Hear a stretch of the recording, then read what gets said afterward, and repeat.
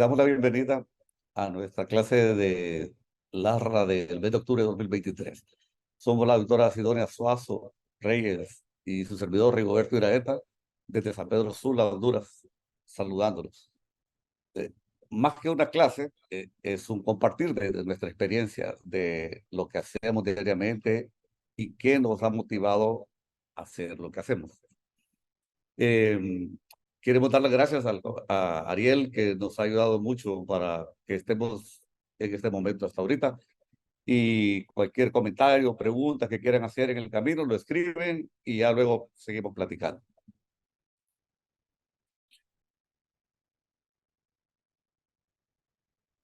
Eh, ¿Por qué decidimos hablar de anestesia para cirugía de cáncer de mama y para cirugía plástica de mama?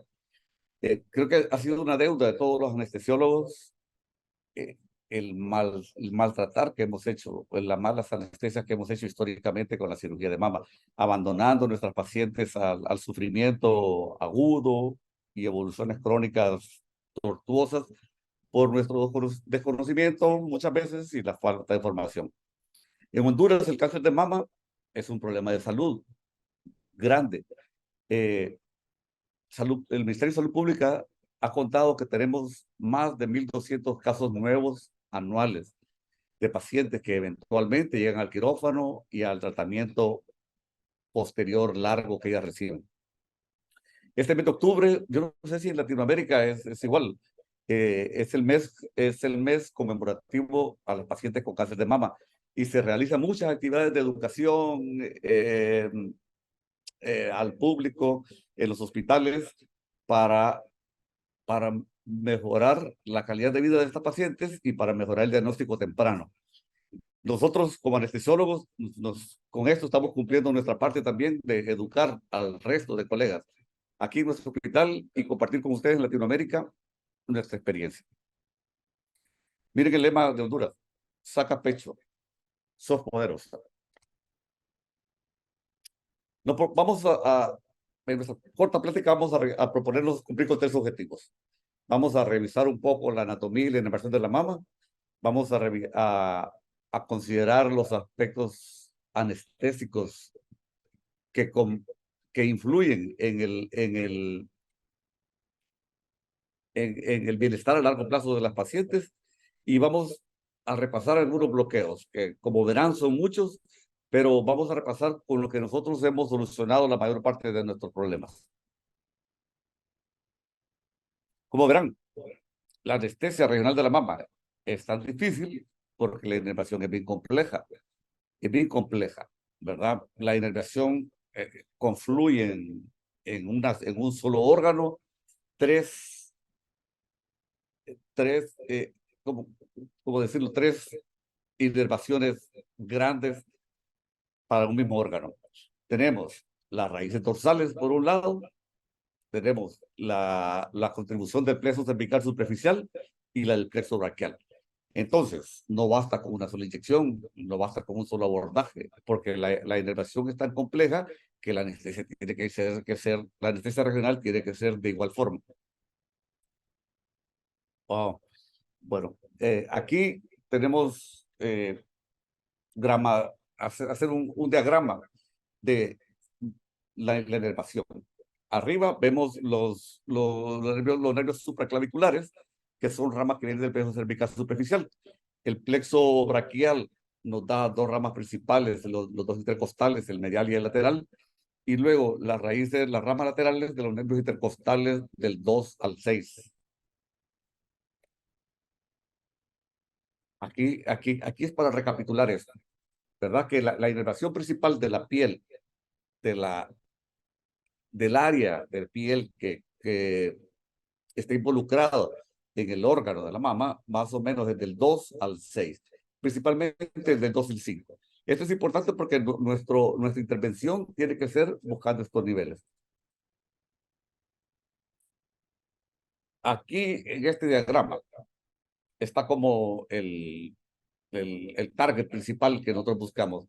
El nervio torácico espinal del segmento que decidamos, puede ser del 2 al 6 como platicamos, entonces, y con sus ramas laterales principalmente. Pero ya cuando hemos revisado un poco de anatomía, vemos que, eh, que cuando hablamos de anestesia y cáncer de mama, también hay otras cosas. ¿Qué nos motiva? ¿Qué nos motiva a hacer la anestesia regional de la mama para cirugía de cáncer? No solo es aliviar el dolor, eh, no solo, no solo es el beneficio del dolor. En este caso vemos que la anestesia regional tiene otras implicaciones. Y las pacientes que tienen cáncer de mama no se mueren del tumor en sí, se mueren de la metástasis que van a sufrir y va a cerebro, pulmón. Esas son las principales regiones a donde migran y esas son las principales causas de muerte. Entonces ahí cabe hacernos una pregunta. Como anestesiólogo, influenciamos la diseminación tumoral, contribuimos a hacerla o contribuimos a pararla. Es una pregunta bien seria que nos tenemos que hacer. Entonces vemos que la diseminación tumoral ocurre principalmente en el perioperatorio, en el momento de la cirugía, y que podemos de alguna forma, la literatura nos dice que sí podemos influenciar algún cambio en este fenómeno. Bueno, la cirugía en sí, en primer lugar, la manipulación en sí determina que haya diseminación de células tumorales vía sanguínea o vía linfática. El estrés y la inmunosupresión que se producen en el periodo operatorio también contribuyen a que ocurra esto. Vemos que los anestésicos inhalados y los opioides también favorecen esta diseminación tumoral. Por otro lado, ¿cómo podemos, cómo podemos controlar o es bien, eh, eh, as- tiene mucha aspiración decir que nosotros podemos controlar que no ocurra, pero sí podemos influenciarlo de alguna manera. Cuando usamos anestesia regional y controlamos el dolor de forma adecuada, ayudamos a mantener un sistema, a que la respuesta del sistema inmune se mantenga estable. Los anestésicos locales, por otro lado, se ha visto que tienen algún efecto benéfico en evitar la diseminación, como lo veremos más adelante. Pero hasta ahorita, el punto importante es que sí, que nuestro actuar como anestesiólogos determina de alguna forma ayudar o no a la diseminación tumoral. Pues es una gran responsabilidad, si lo vemos hasta acá, es una gran responsabilidad que hemos dejado como abandonada. En este cuadro que aparece en la revista de la Sociedad Española del Dolor, tratan de explicar resumidamente, en una clase pequeña no podemos hablar mucho, pero sí esto va a servir para que todo el mundo luego se vaya a estudiar un poco. Entonces, ¿qué pasa?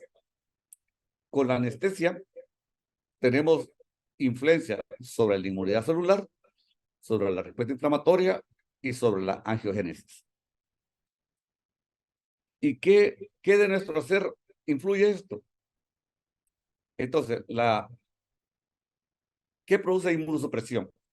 La cirugía, en sí, como hablamos, el dolor maltratado, el estrés psicológico, la hipotermia, las transfusiones y el uso de opioides y los anestésicos inhalados. Y como ustedes ven, esto es casi lo que ocurre todos los días en nuestros quirófanos. ¿Y cómo podemos producir inmunoprotección? Usando anestesia regional, evitando los anestésicos inhalados y prefiriendo la anestesia endovenosa, usando, tratando adecuadamente el dolor con los AINES y con los hot dogs, el tramador y los betabloqueantes. Bueno, entonces, ¿qué pasa? Los opioides. ¿Cuál es el efecto de los opioides? Que se reconoce hasta la fecha. Los opioides estimulan la neovascularización, lo cual facilita la fijación y el crecimiento de siembras tumorales lejos del tumor primario.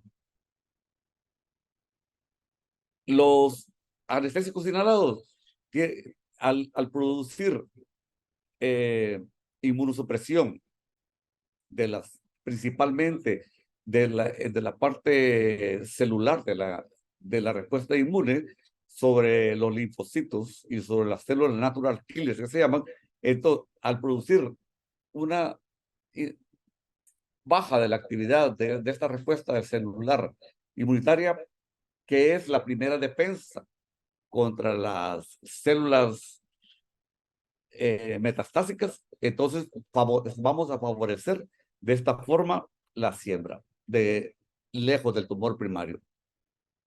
Entonces vemos que que lo que usamos a diario están implicados en afectar la respuesta de la inmunidad celular y por lo tanto vamos a favorecer la diseminación tumoral.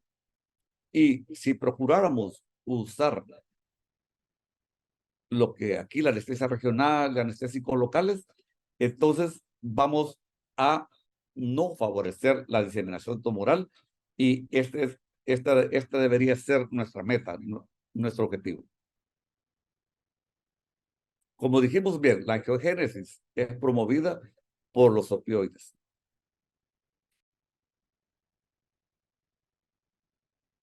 Bueno, vamos a hablar de lo que nos importa más, de lo que usamos en anestesia regional. ¿Qué pasa con los anestésicos locales y el tumor de mama? Hay mucha bibliografía, principalmente de trabajos in vitro y algunas revisiones retrospectivas que muestran que la ropivacaína, la lidocaína y la bupivacaína tienen un efecto directo sobre las células tumorales del SEA de mama, produciendo apoptosis de las mismas. Entonces vemos que el efecto, a, a, además del efecto indirecto del control adecuado del dolor y de eh, inhibir la respuesta al estrés exagerada que se produce con los anestésicos inhalados, también los el efecto directo de estos anestésicos produciendo destrucción y muerte de las células tumorales de mama. Entonces, ¿qué podemos decir? Que sí, que los anestésicos locales tienen un efecto antitumoral. Bueno, sigamos hablando de los anestésicos locales, principalmente de la lidocaína. Hay un efecto de producir disminución de la proliferación de las células de las stem cells, que son las que el tumor necesita para instalarse y crecer en el nuevo lugar donde donde está ocurriendo la diseminación.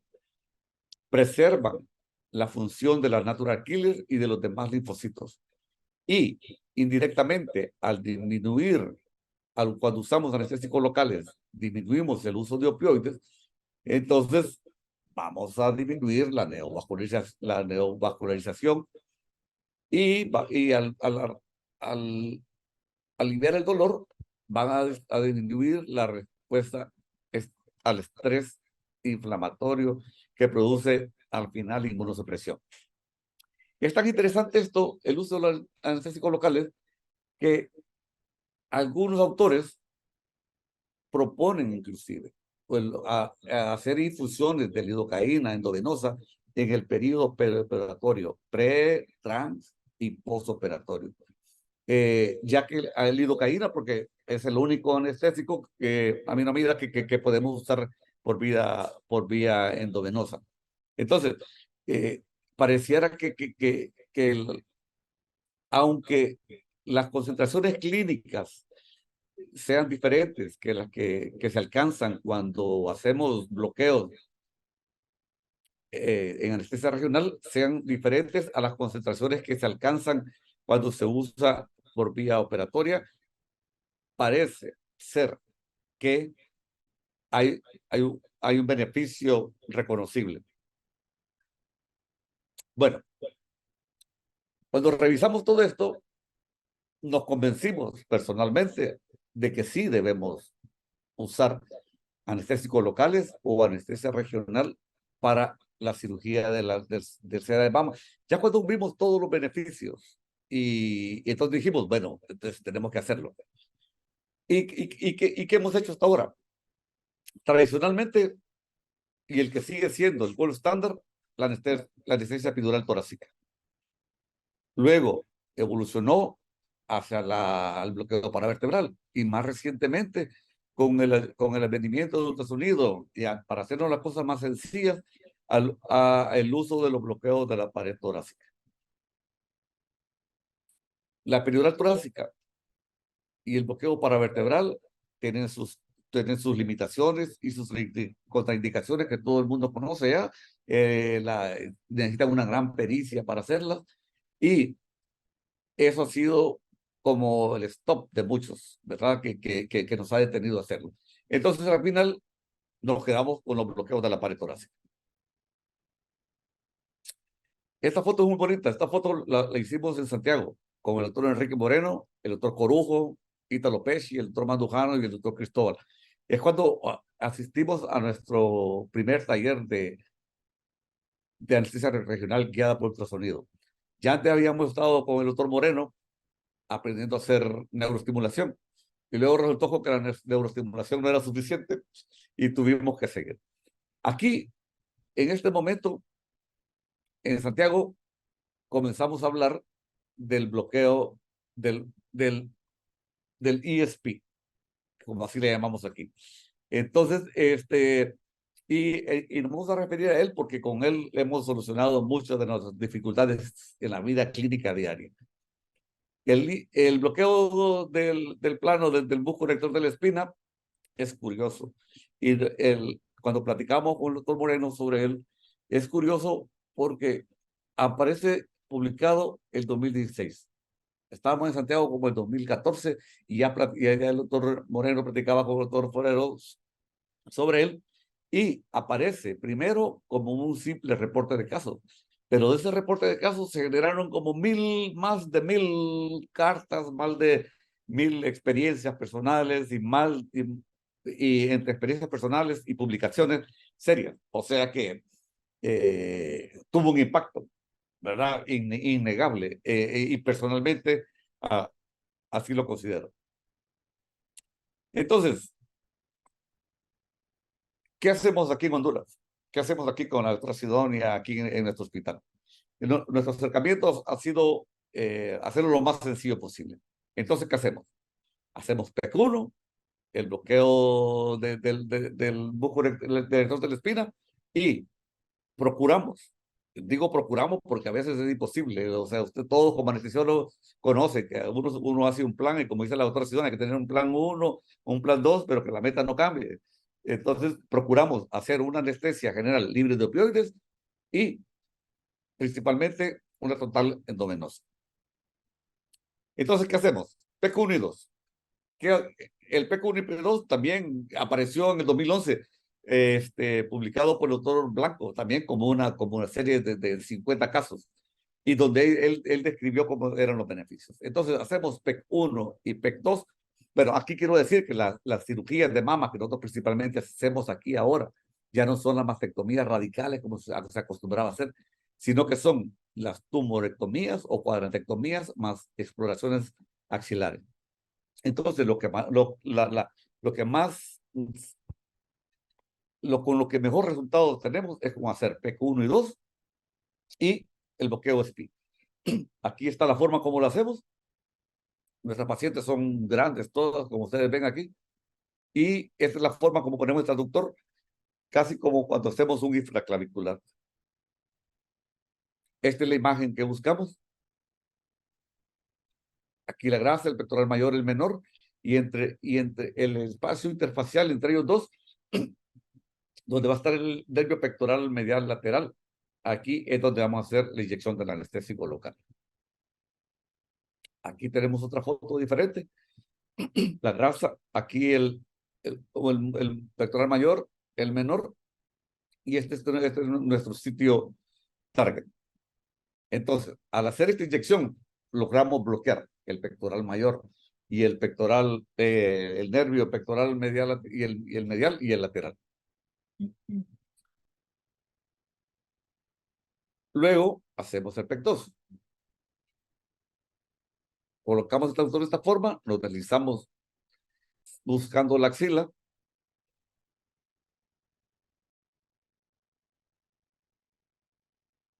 Y cuando tenemos esta imagen, que es cuando el pectoral menor y aquí el mayor y el menor desaparece y aparece el serrato y el intercostal por abajo, este se convierte en el nuevo target. O sea, inyectamos allá primero y luego venimos a usar este espacio.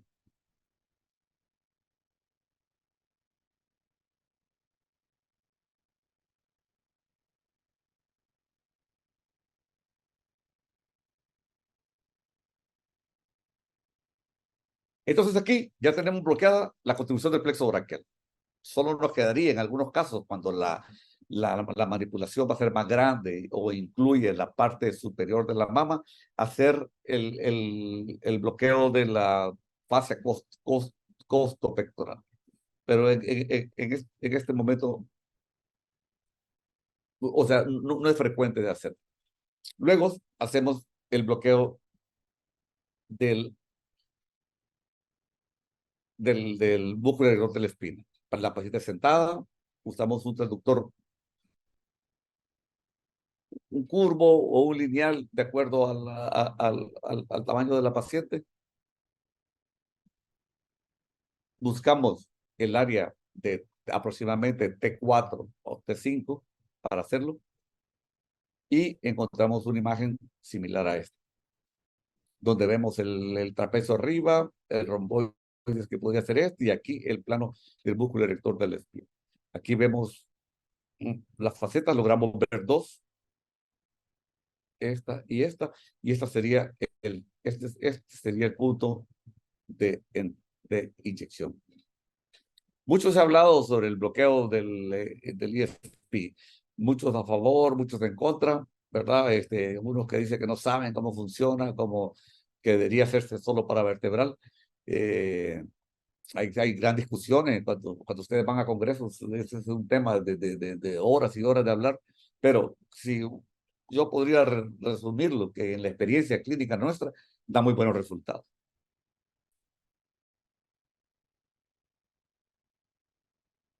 Bueno, para finalizar, después de hacer una lectura de mucha bibliografía, uno se queda con muchas dudas de si realmente influenciamos o no hacemos nada para influenciar la evolución a largo plazo, la metástasis, la diseminación de la cirugía de cáncer de mama. Entonces, pero ante la duda, me gustaría, me encantó este tema, un título que usaron en el Hospital de las Islas Baleares, en que en resumen, como anestesiólogos, deberíamos de usar técnicas anestésicas inmunoconservadoras.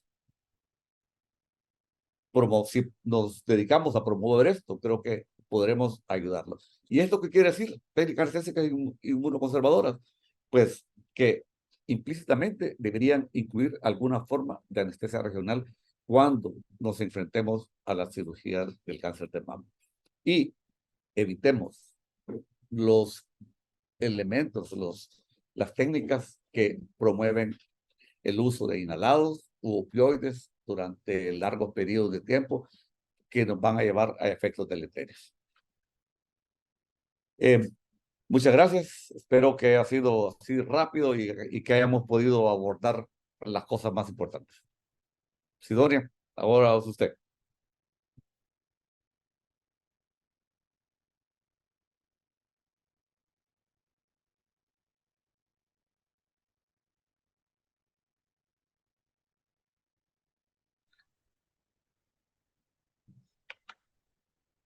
Si gusta, quite la proyección de la pantalla para poner Okay. y le pone mute.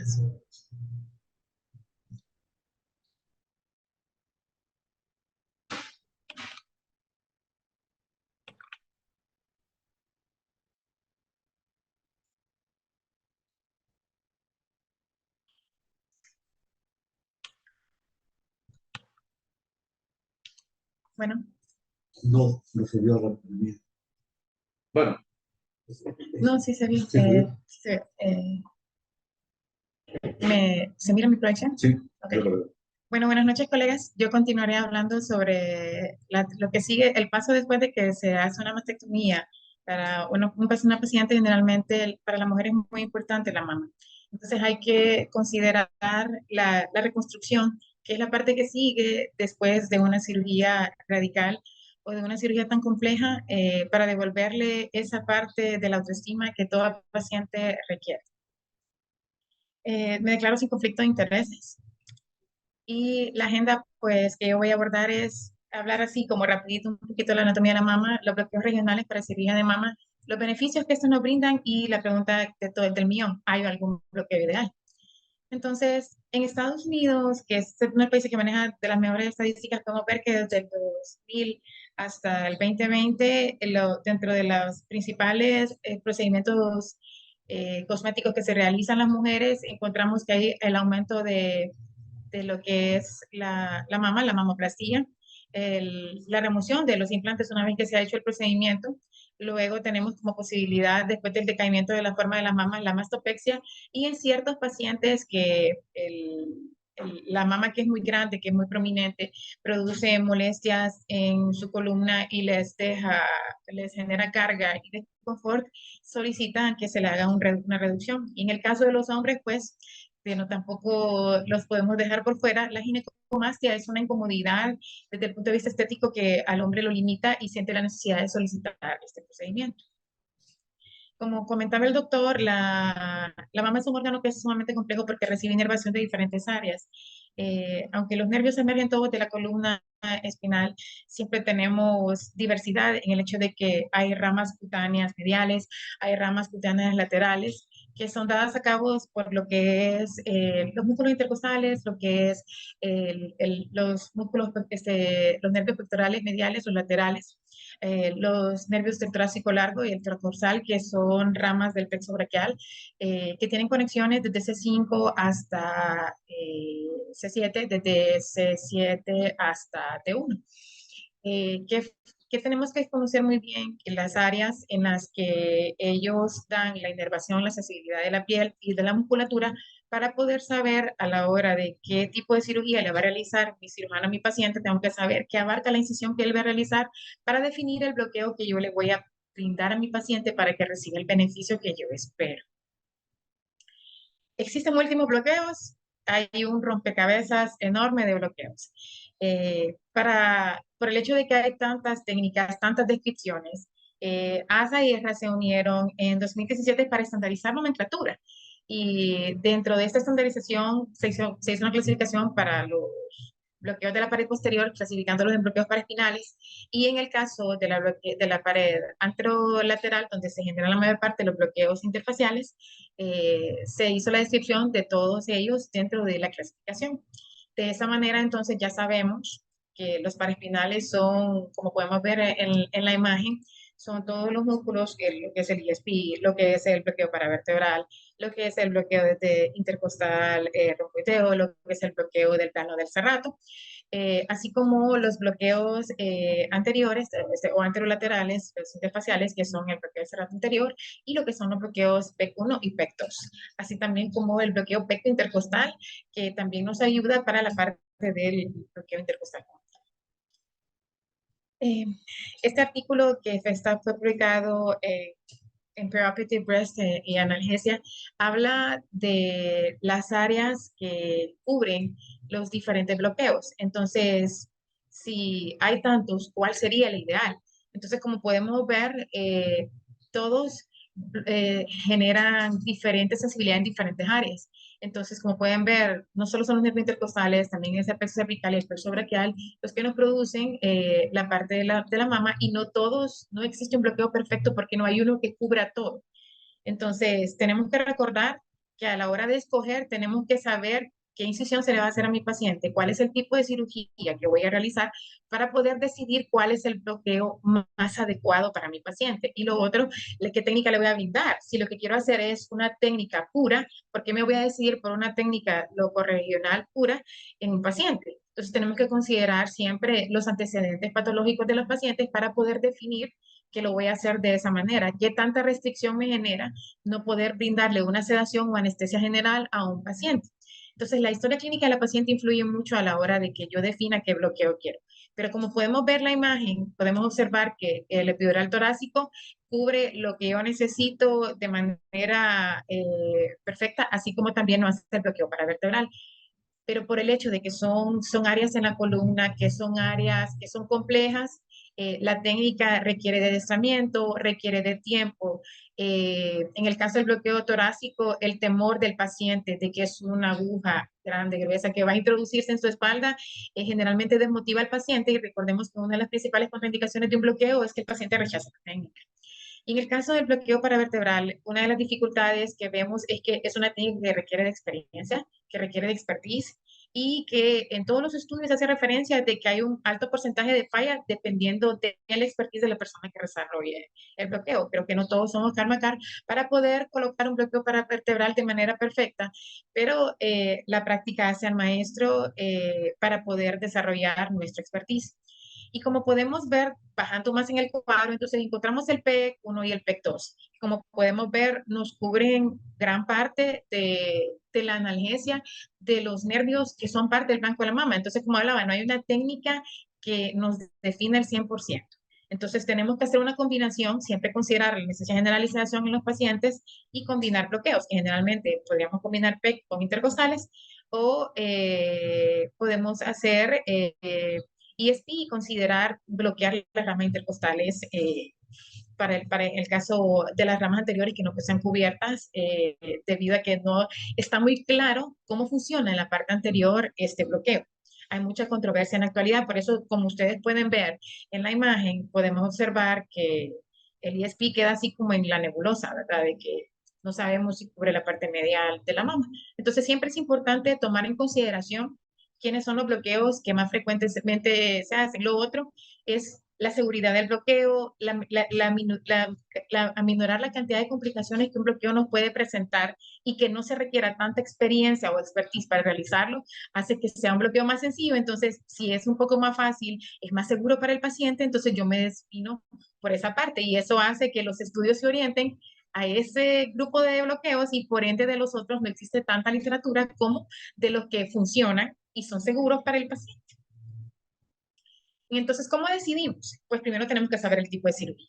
¿Qué se va a hacer mi paciente? ¿Es un aumento de mama? Que yo sé que del aumento de mama depende de qué abordaje le va a hacer el cirujano plástico. ¿Lo va a colocar subglandular? ¿Lo va a colocar submuscular? Si va a tocar músculo, tengo que recordar que el paciente eventualmente puede presentar dolor crónico después de 3 meses con dolor miofacial que está asociado. Entonces tengo que tomar la precaución de colocar un bloqueo que va a ayudarme a impedir que se genere esto a posteriori. Entonces siempre hay que pensar también a largo plazo para el paciente. Entonces, si es un aumento, tengo que considerar que puedo utilizar como bloqueo un paravertebral o un PEC2 en combinación con un PEC1. En el caso ya que voy a tocar la parte muscular, pero si solamente voy a hacer una mastopexia o una reducción, que generalmente son procedimientos que son bilaterales, por ende, por el hecho que son bilaterales, tengo que considerar, le tengo que infiltrar las 2 mamas. Entonces, ¿cuánto volumen le voy a colocar a mi paciente? Entonces, siempre tenemos que verlo desde ese punto de vista. El epidural torácico me cubre ambas mamas. El volumen que voy a utilizar a nivel torácico es menor porque no voy a usar 20 ml, con 10 ml consigo el efecto anestésico que yo deseo para que mi paciente esté tranquila y que se le pueda realizar el procedimiento, ya que lo que el cirujano va a tocar es piel y tejido celular subcutáneo porque no va a tocar músculo. Entonces tengo que saber escoger qué técnica voy a desarrollar, recordando que si son las 2 mamas, es una situación bilateral. Y lo otro es que recordemos que las pacientes generalmente no solo se hacen una cosa, en la parte de plástica, la paciente ambiciona y quiere más. Entonces no solo se va a hacer mamas, quiere hacerse liposucción, quiere hacerse abdominoplastía. Entonces ya ahí el momento anestésico cambia, ya que yo tengo que ver qué más se le va a hacer a la paciente. generalmente los cirujanos plásticos empiezan trabajando en la parte de la espalda y una vez que han hecho lipo en esa zona y han alterado y han tocado, un cirujano plástico es bien difícil y le va a decir a usted que le va a permitir que usted coloque un bloqueo en ese tipo de paciente. Entonces ahí los bloqueos de la pared posterior se me ven limitados. Entonces tengo que pensar en mi plan alternativo. Entonces, cuando la paciente se le da vuelta y le van a trabajar esas áreas, entonces tengo que considerar siempre darle el bloqueo para que la paciente reciba el beneficio analgésico posteriormente del procedimiento, pero ya no voy a poder utilizar la técnica que quería, pero como está demostrado en varios estudios, el PEC 1 y 2 tiene la misma ventaja que un bloqueo paravertebral. Entonces, y con eh, disminuyendo el riesgo de las complicaciones que el paravertebral me puede presentar si escojo esa técnica. Entonces, ¿para qué quiero mi bloqueo? Lo quiero para analgesia, lo quiero para anestesia. ¿Con qué propósito? Entonces, generalmente lo hacemos para analgesia porque le damos el confort al paciente de brindarle una sedación o podemos brindarle anestesia general y le damos el bloqueo como una alternativa por lo que ya expuso anteriormente el doctor. Siempre tenemos que considerar la historia del paciente, siempre hay que saber si nuestra paciente tiene problemas de displasia sanguíneas. Una de las situaciones que pasa con la paciente de plástica es que son pacientes generalmente que tienen muchos problemas de ansiedad, que toman un sinfín de medicamentos ansiolíticos y generalmente toman también terapia antipsicótica.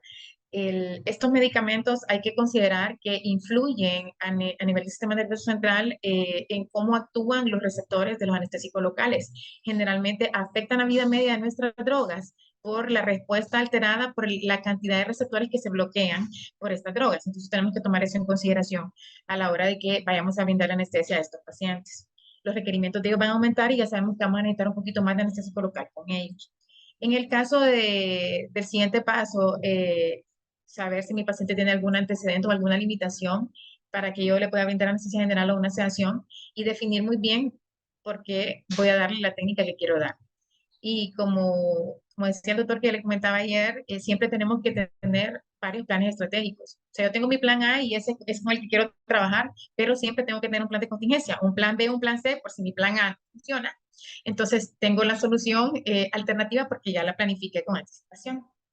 Entonces, ¿cuál cirugía? ¿Qué cirugía voy a darse al paciente? Entonces, como les comentaba, reducción, aumento o reconstrucción.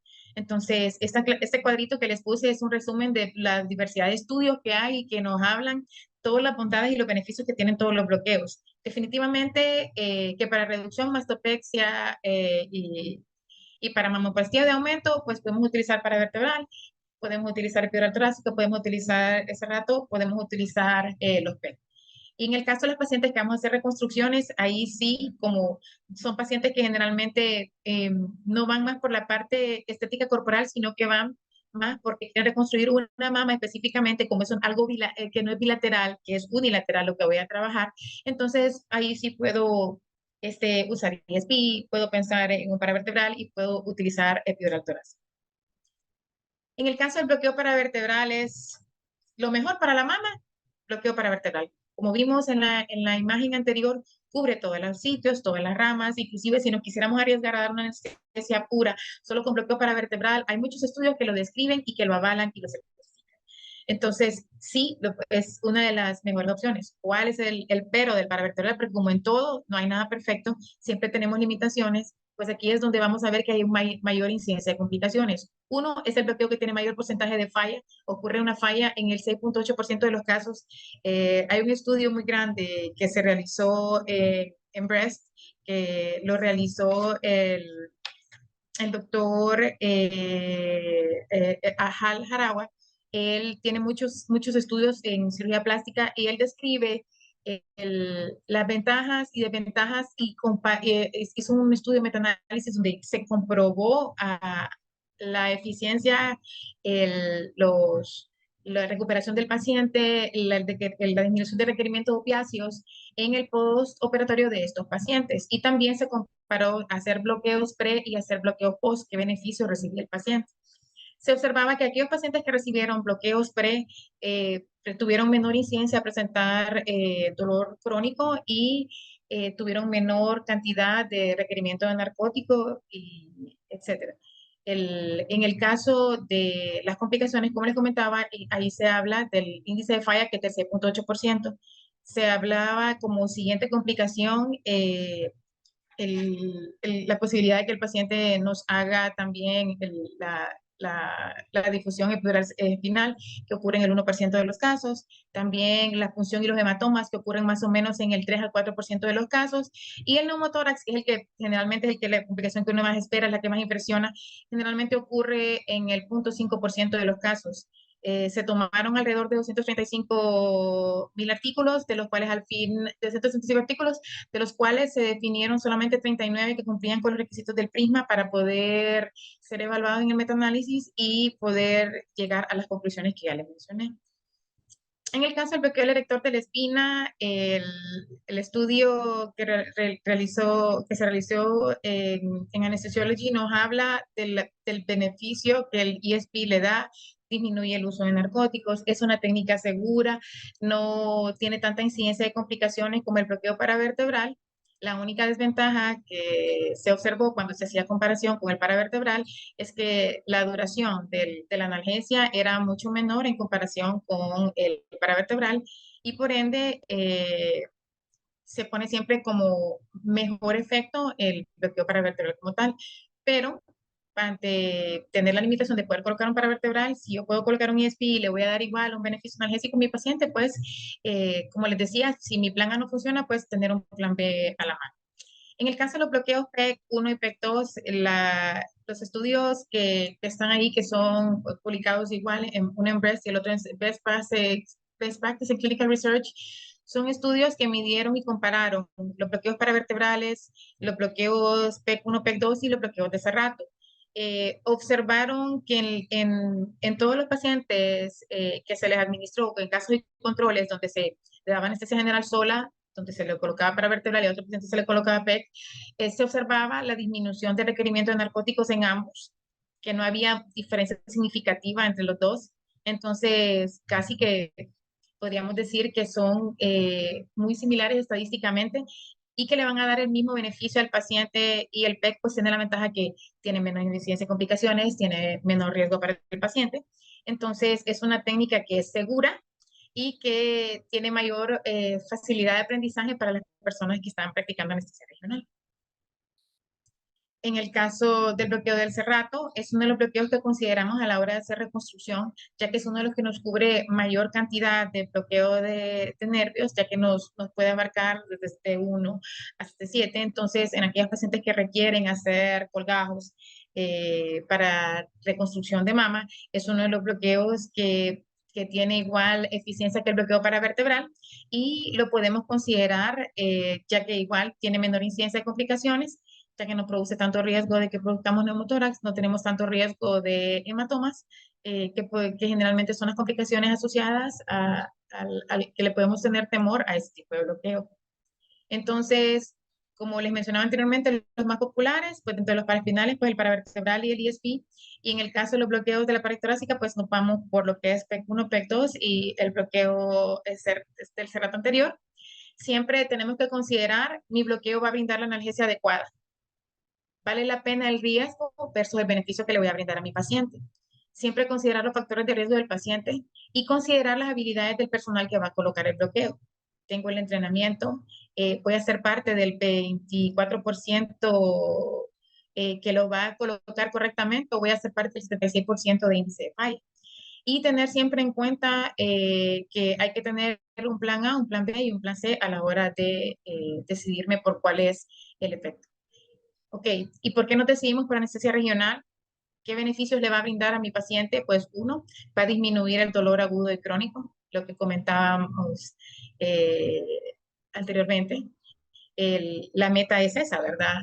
Disminuir el dolor, disminuir el consumo de opiáceos. El gran problema que hay en la actualidad, la adicción a los opiáceos, el efecto que ellos también tienen, como comentaba el doctor, sobre el proceso de inmunosupresión, que no nos favorece y no nos ayuda. Entonces, tenemos que tomar en consideración disminuir el uso de ellos para nuestros pacientes.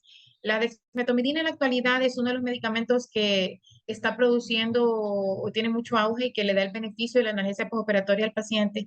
Si el bloqueo nuestro no alcanza a cubrir el número de horas que yo deseo, le podemos dejar infusiones de dexmedetomidina en el paciente para dosis analgésicas que funcionan y que les controlan el dolor de manera adecuada. que se disminuye la incidencia de náusea y vómitos, aumenta la recuperación del paciente, aumenta su deseo de ambulación y la ventaja es que son seguros y que son confiables para nuestros pacientes. Entonces, en nuestra experiencia, como comentaba el doctor, pues para la mastorreducción depende de mi paciente, yo escojo mi caso, yo utilizo bastante anestesia epidural torácica, también coloco bastante bloqueo PEC y Cerrato, y en el caso de la mastopex y la mamoplastia de aumento, pues mi consentido es el PEC, con él me quedo, y Cerrato, dependiendo del tipo de pacientes, si son pacientes generalmente que tienen reconstrucciones, que ya tuvieron cirugía previa y que van a requerir una reconstrucción, entonces yo lo considero a la hora de brindarle la anestesia a mi paciente. Para llevar a casa, pues siempre repasar los nervios que vamos a bloquear, valorar siempre el riesgo-beneficio, tener una estrategia de diferentes planes y siempre recordar, si el plan no funciona, el plan cambia, pero la meta no, siempre brinda la analgesia. Muchas gracias por su atención. Espero que les haya gustado la presentación. Y ahorita abrimos la sesión de preguntas.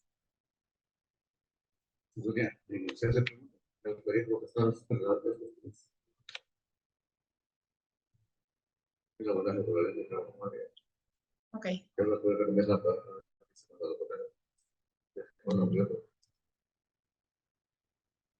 Ok. Para la doctora Miriam Rodríguez, dejar catéter para bloqueo PEC1 y PEC2 o ESP, doctora, generalmente por la parte de plástica, son pacientes que son procedimientos que son ambulatorios y generalmente solo tienen un día de hospitalización. Entonces, no utilizo catéteres. Hay muchos artículos que describen el uso de ellos, pero que no hay un resultado tan eficiente en el manejo post. Generalmente migran, se mueven. Recuerde que a la paciente se le colocan las fajas, se le colocan un montón de aparatos que limitan poderle dejar un catéter a la paciente. Entonces, nos vamos con el single shot, que generalmente les va muy bien y tenemos bien poco rescate de opiáceos en nuestros pacientes. Luego, miro qué bloqueo recomendamos para analgesia contra el abordaje de la vela, pero yo en lo personal me voy por el PEC. Es facilito, no requiere tanto expertise, entonces para menores complicaciones, entonces me ha funcionado súper bien con mis pacientes. Cuando la verdad es por la línea inframamaria, ¿qué bloqueo recomiendo? Ahí sí recomiendo combinar el PEC1 con el PEC2. Siempre es necesario porque siempre movilizan cierto porcentaje de músculo y por lo menos mi cirujana hace un punto ahí en el bolsillo que lo une al músculo y es bien incómodo para el paciente. Entonces, sí es importante hacer la combinación de PEC1 con PEC2. Luego, el epidural, ¿cuánto tiempo lo deja y a qué dosis? Ok. La dosis de inicio generalmente que coloco es de 10 ml. De cirugía depende de lo que le vayan a realizar. Generalmente las reducciones mamarias, dependiendo de qué tan grande es la mama, pueden variar de 2 a 3 horas el procedimiento. Si me paso de 2 horas y media, le coloco una dosis de 4 a 5 ml de mantenimiento y le dejo una infusión a mi paciente si queda hospitalizada. Pero si es ambulatoria, pues entonces hay que retirar el catéter. La mayor parte de los pacientes son ambulatorios. Entonces solo lo utilizo para el momento en el que estamos en el trans y le dejo ya para la salida una dosis extra y para afuera. En el caso, la siguiente pregunta es, en caso de falla, ok.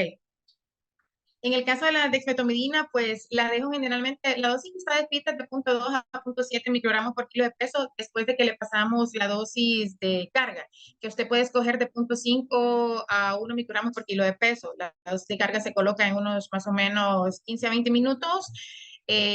Luego, posteriormente, yo la dejo personalmente en 0.5, esa dosis me ha funcionado, dependiendo igual de los antecedentes de mi paciente y los factores, por lo que ya les comentaba, ya he tenido pacientitas porque utilizan mucho ansiolítico, mucho antipsicótico atípico. Me ha tocado tener que redistribuir la dosis, inclusive colocársela hasta punto 7 y con esa infusión en las primeras 24 horas, si quedan hospitalizadas, le va muy bien, no sienten molestias, están tranquilas, están despertables, están reactivas y pueden alimentarse, que es la parte que nos preocupa, ¿verdad? A la hora de tener un paciente con una sedación intravenosa. Y... Sí, sí, a ver.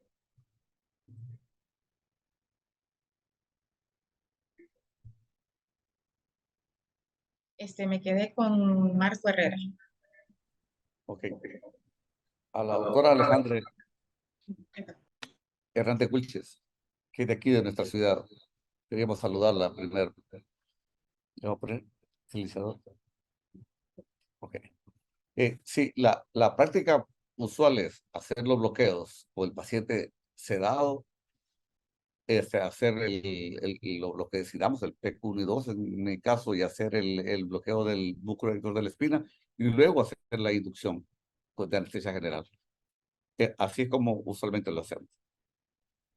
Eh, al, al doctor Carmona, eh, yo, esa observación de que, ¿Mm?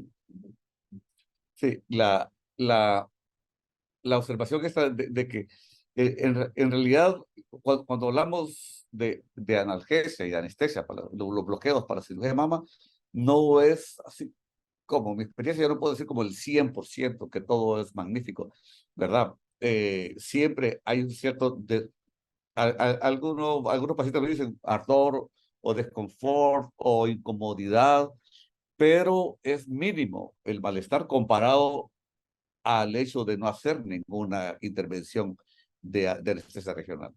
Entonces, ese ardor lo puede manejar con infiltrar, como la doctora Sidonia dijo, con desmetomidina postoperatoria o inclusive con la inyección, hablar con el cirujano, siempre es importante hacer la inyección de un anestésico local de un anestésico local de larga duración, como ropivacaína, por ejemplo, o como bupropivacaína, en el sitio de la inyección.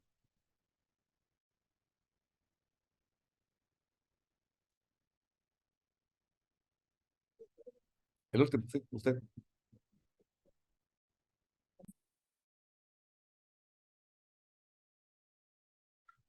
Bueno, continúo haciéndoles un poquito de contestación al doctor Álvaro Ayala. Doctor, fíjese que hay una situación con la parte de utilizar coadyuvantes con los anestésicos locales. Lastimosamente, no todos los medicamentos que nosotros tenemos en el mercado son libres de preservantes. Entonces, existe el riesgo de que utilizando un preservante nosotros podamos producirle a largo plazo daño al nervio.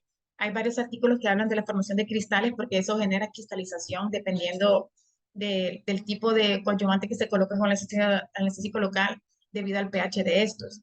De hecho, que ya que estamos aquí, les voy a hacer la invitación formalmente. Nosotros, junto con la Federación Argentina, vamos a hacer también una serie de webinars donde vamos a hablar sobre las lesiones que se producen tanto en el eje neuroaxial como a nivel periférico, ya que el doctor Miguel Ángel Reina va a exponer en el Congreso LARA Argentina de Rosario y vamos a hacer unas pequeñas charlas introductorias para animarlos, para que se motiven a asistir al Congreso y ahí vamos a hablar un poquito de esa parte. Entonces es bien importante tomar eso en consideración. Y para la Sociedad de Anestesiólogos de Córdoba, dice en cirugía reconstructiva de mama, con T invertida. Pues yo en lo personal utilizo PEC1 y veo qué tan abajo es la incisión, porque generalmente hay pacientes que te llegan, si es primera vez, me voy con PEC2, pero si es una paciente que fue hecha por otro cirujano, ya las incisiones generalmente a veces hay pacientes que quedan con incisiones abajo de T6. Entonces, ya cuando llegan ahí muy abajo, que casi las hacen en el reborde costal, entonces yo en lo personal me voy por cerrato, no me complico, me, me, me, me arriesgo a cubrir un poquito más para no quedarme corta con el paciente. A ver, preguntas.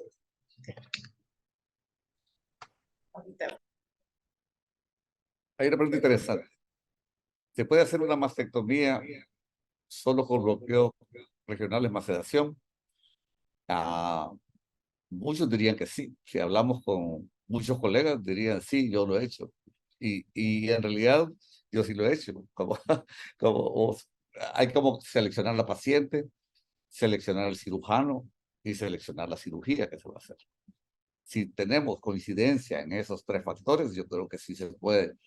Yo he tenido experiencias con cirujanos, con pacientes con unas comorbilidades tan grandes que decidimos hacerlo de esa forma, ¿verdad?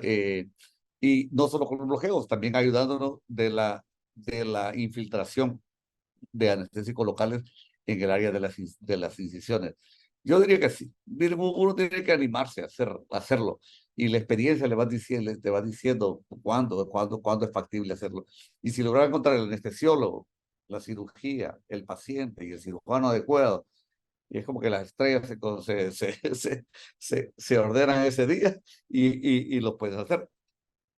Antes, yo hace muchos años me hacía una pregunta similar. ¿Puedo hacer una cirugía de cadera solo con anestesia regional?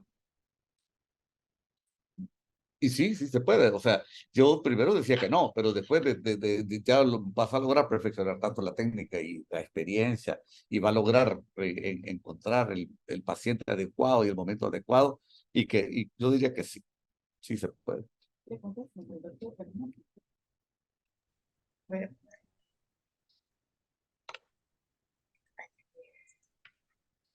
Al doctor David Ayala también.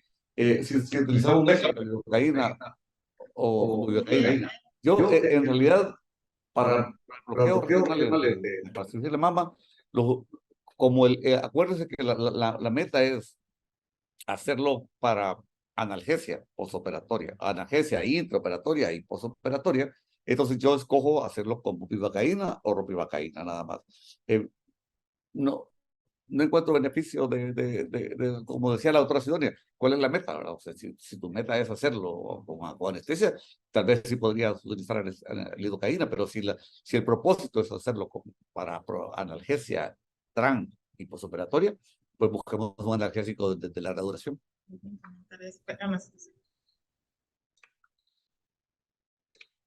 Doctora Ayala, siempre que consideramos hacer mezclas, recuerde que usar o mezclar dos anestésicos locales van a tener una interferencia dentro de sus vidas medias. Entonces, generalmente, si yo mezclo, yo acorto la vida media de ese paciente. Entonces, si yo esperaba una analgesia de 20 a 24 horas con bupi o ropivacaína, si yo hago una mezcla con la lidocaína, eso puede disminuir de 12 a 18 horas.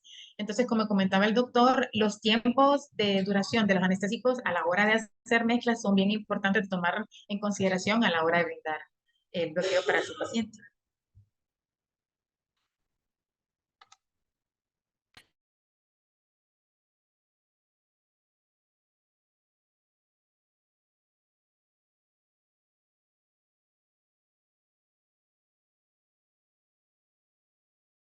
Sí, voy a ver. Ahorita voy a ver. Ahorita. Para el doctor Juan Gómez, pues mire, doctor, que eso depende, de, como le expliqué, de cada quien. Eso es una decisión muy personal. El escoger la técnica anestésica con la que usted se sienta cómoda, se puede ser una de las desventajas del PRIMA es que no hay tanto estudio que lo avale. Entonces, a la hora de escoger qué técnica anestésica voy a utilizar, siempre tengo que basarme en lo que funciona. Y para la literatura internacional, todo lo que está marcado, inclusive hay literatura que dice que el bloqueo intercostal no es muy diferente a que se le haga liga al paciente, o sea, que se infiltre el cirujano el sitio quirúrgico, o sea, es el mismo resultado, no hay estadísticamente significativa diferencia. Entonces es ahí donde uno dice, ok, si no hay diferencia, entonces tengo que buscar una técnica que realmente haga la diferencia para el paciente.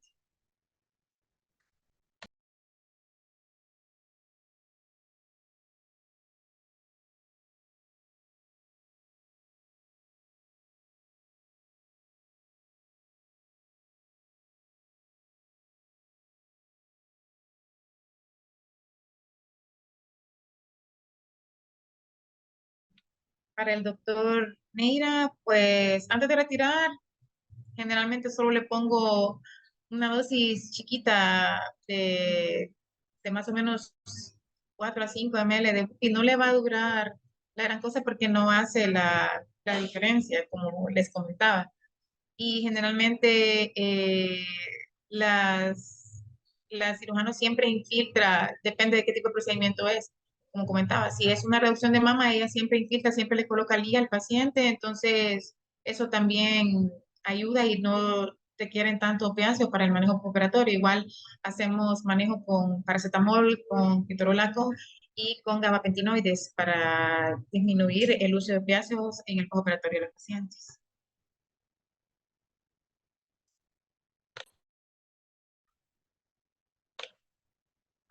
¿Hay más preguntitas? ¿No? Si Sí, no, no. entonces nos despedimos y muchas gracias por estar atentos a nosotros.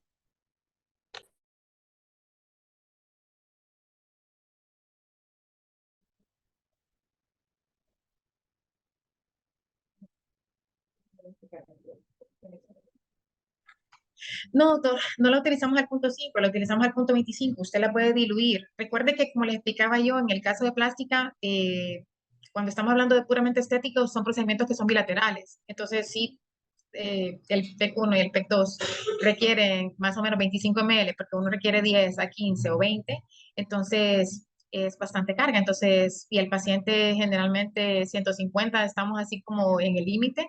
Entonces, lo que podemos hacer es diluirlo con solución salina para que le quede al punto 25 y usted pueda tener el efecto de duración analgésica, como comentaba el doctor, ya sea con Bupi o con Ropi.